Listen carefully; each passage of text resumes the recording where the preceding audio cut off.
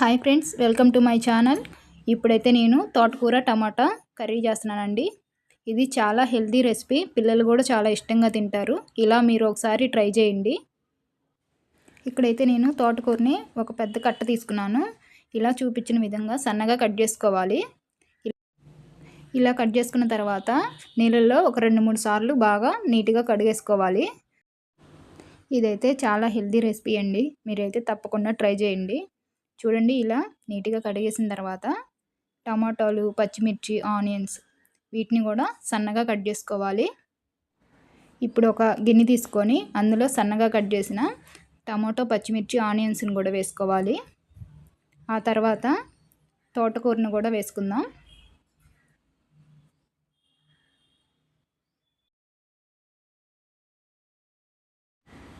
ఇలా తోటకూరను కూడా మొత్తం వేసుకున్న తర్వాత స్టవ్ వెలిగించుకొని గిన్నె పెట్టేసుకోవాలి. ఇప్పుడు ఈ గిన్నెలో కొంచెం సాల్టు అలాగే కొన్ని వాటర్ వేసుకొని ఒక 5 నిమిషాలు ఉడకబెట్టుకోవాలి.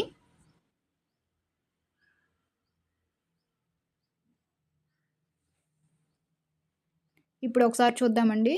చూడండి, ఇలా సగం ఉడికిన తర్వాత ఇందులో కొంచెం సాల్టు, పసుపు, కారం అలాగే కొంచెం చింతపండు వేసుకొని మరొక 5 నిమిషాలు ఉడికించుకోవాలి.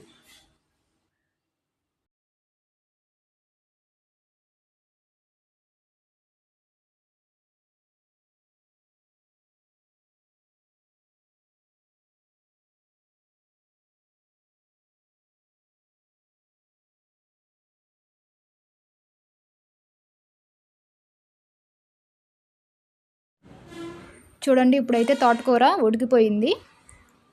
స్టవ్ ఆఫ్ చేసుకొని పప్పు గుత్తి తీసుకొని వెనుపుకోవాలి. ఇలా వెనిపేసుకున్న తర్వాత ఈ కర్రీకి పోపు వేసుకుందాం.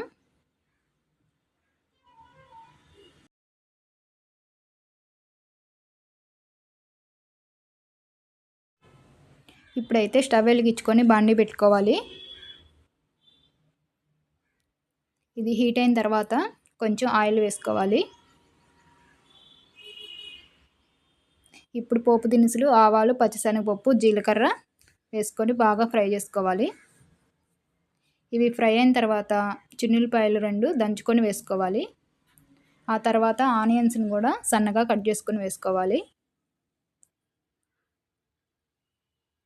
ఇవి బాగా ఫ్రై అయిన తర్వాత కొంచెం కరివేపాకు కూడా వేసుకుందాం.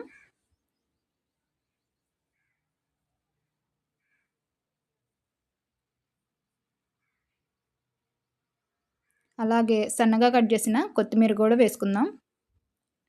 ఇప్పుడు ఇందాక వెనిపి పక్కన పెట్టుకున్న కర్రీని కూడా పోపులో వేసేసుకుందాం. చూడండి, మనకి ఎంతో టేస్టీ హెల్దీ అయిన రెసిపీ తోటకూర టమాటా కర్రీ రెడీ అయిపోయింది. ఈ వీడియో కనుక మీకు నచ్చినట్లయితే లైక్ చేసి ఛానల్ని అయితే సబ్స్క్రైబ్ చేసుకోండి ఫ్రెండ్స్.